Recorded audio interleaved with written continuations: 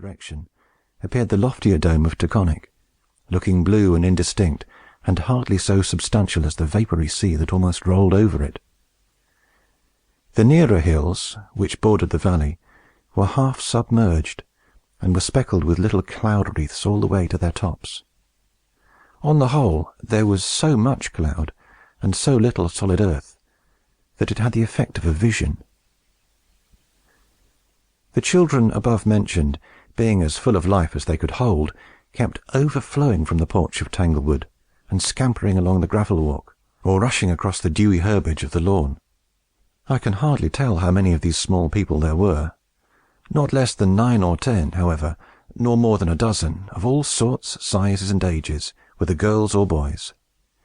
They were brothers, sisters, and cousins, together with a few of their young acquaintances, who had been invited by Mr. and Mrs. Pringle to spend some of this delightful weather with their own children at Tanglewood.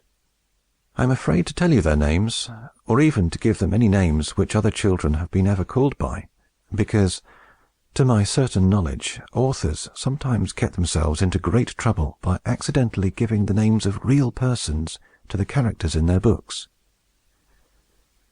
For this reason, I mean to call them Primrose, Periwinkle, Sweet Fern, Dandelion, Blue Eye, Clover, Huckleberry, Cowslip, Squash Blossom, Milkweed, Plantain, and Buttercup, although, to be sure, such titles might better suit a group of fairies than a company of earthly children.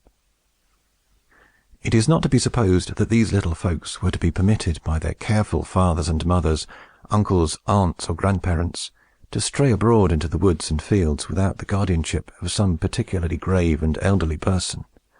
No, no, indeed. In the first sentence of my book, you will recollect that I spoke of a tall youth standing in the midst of the children. His name, and I shall let you know his real name, because he considers it a great honor to have told the stories that are here to be printed. His name was Eustace Bright. He was a student at Williams College, and had reached, I think, at this period, the venerable age of 18 years, so that he felt quite like a grandfather towards Periwinkle, Dandelion, Huckleberry, Squash Blossom, Milkweed, and the rest, who were only half or a third as venerable as he. A trouble in his eyesight, such as many students think it necessary to have nowadays in order to prove their diligence at their books, had kept him from college a week or two after the beginning of the term. But, for my part, I have seldom met with a pair of eyes that looked as if they could see farther or better than those of Eustace Bright. This learned student was slender and rather pale, as all Yankee students are, but yet of a healthy aspect, and as light and active as if he had wings to his shoes. By the by, being much addicted to wading through streamlets and across meadows, he had put on cowhide boots for the expedition.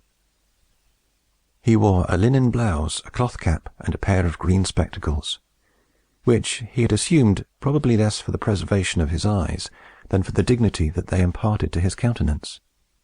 In either case, however, he might as well have left them alone, for Huckleberry, a mischievous little elf, crept behind Eustace as he sat on the steps of the porch, and snatched the spectacles from his nose, and clapped them on her own.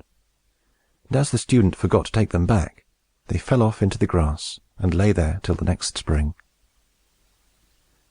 Now, Eustace Bright, you must know, had won great fame among the children as a narrator of wonderful stories.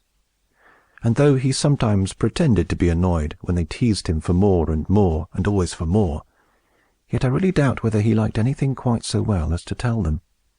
You might have seen his eyes twinkle, therefore, when Clover, Sweet Fern, Cowslip, Buttercup, and most of their playmates besought him to relate one of his stories while they were waiting for the mist to clear up.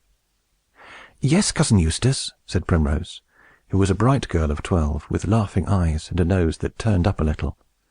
"The morning is certainly the best time for the stories with which you so often tire out our patience.